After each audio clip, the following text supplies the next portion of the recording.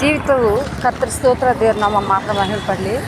ನಮ್ಮ ಜೀವಿತವು 70 ಇಲ್ಲ 80 ಆಯಸ್ಸಿರಲಂತ ದೇವ್ರ ವಾರ್ತೆಯಲ್ಲಿ ಹೆಚ್ಚಿದ್ರೆ 80 ಅಂತ ಹೇಳಿದ್ದಾರೆ. ಆ ವರ್ಷ ಎಲ್ಲ ಬೇರೆ ನಮಗೆ ಕಷ್ಟ ದುಃಖ ವೇದನೆಗಳು ನಮ್ಮ ಜೀವಿತದಲ್ಲಿ ನಡೀತವೆ.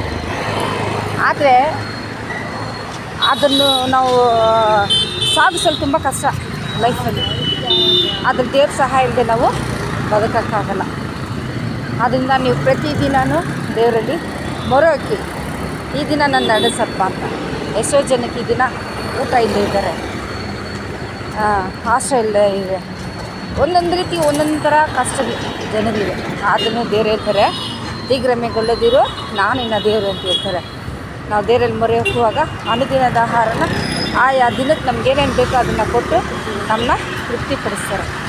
ಏಸಪ್ಪನ ನಂಬ್ರಿ, ದೇವ್ರನ್ನ ಪ್ರಾರ್ಥಿಸಿ, ಯಾರನ್ನೂ ಕೈ ಬಿಡಲ್ಲ.